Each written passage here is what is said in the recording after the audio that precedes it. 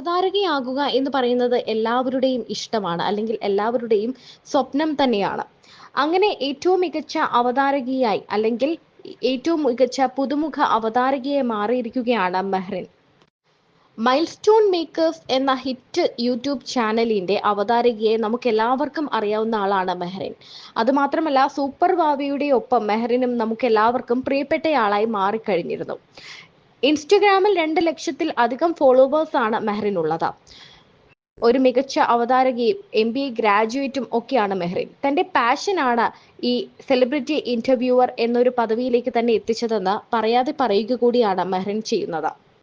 6 മാസത്തെ തന്റെ അധ്വാനമാണ്, തന്റെ ജീവിതമാണ് ഈ അവാർഡ് തനിക്ക് നേടിത്തന്നത് എന്ന് മെഹ്റിൻ പറയുന്നു. ധ്യാനിന്റെ കയ്യിൽ നിന്നാണ് അവാർഡും വാങ്ങിയത്. മൈൽസ്റ്റോൺ മേക്കേഴ്സ് എന്ന യൂട്യൂബ് ചാനൽ, അല്ലെങ്കിൽ മൈൽസ്റ്റോൺ മേക്കേഴ്സ് എന്ന കമ്പനി ഒരുക്കിയ ഒരു ഹിറ്റ് പരിപാടിയായിരുന്നു ഈ അവാർഡ് സെലക്ഷനും ദാനവും. ധ്യാൻ ശ്രീനിവാസനാണ് ഈ അവാർഡ് കൊടുക്കാൻ വേണ്ടി എത്തിയത്. പുതുമുഖങ്ങൾക്കും ഈ വേദിയിൽ അവരുടെ അംഗീകാരം ലഭിക്കുകയും ചെയ്തു.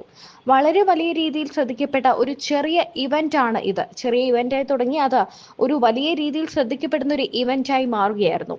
മൈൽസ്റ്റോൺ മേക്കേഴ്സിന്റെ 1 മില്യൺ അടക്കം നേടിയ ട്രെൻഡിങ്ങിൽ 4-മതെത്തിയ സൽമാൻ മേഘ ഇന്റർവ്യൂ ഉൾപ്പെടെ കവർ ചെയ്തത് മെഹ്റിനാണ്. മെഹ്റിൻ എന്ന ഒരു പെൺകുട്ടിയുടെ ഇന്റർവ്യൂ മികവ് അവതാരക എന്ന നിലയിൽ ശ്രദ്ധിക്കപ്പെട്ടതുകൊണ്ട് തന്നെ പല മുൻനിര താരങ്ങളുടെയും ഇന്റർവ്യൂ എടുക്കാൻ മെഹ്റിൻ എത്തിയിരുന്നു. അതുകൊണ്ട് തന്നെ വളരെ കുറച്ചു നാളുകൾ കൊണ്ട് തന്നെ ഈ മൊഞ്ചത്തി പെൺകുട്ടിയെ മലയാളികൾ ഇരുകൈയും നീട്ടി സ്വീകരിക്കുകയും ചെയ്തു. സൂപ്പർ വാവയും മെഹ്റിനും ഒരു കോംബോ തന്നെയായിരുന്നു.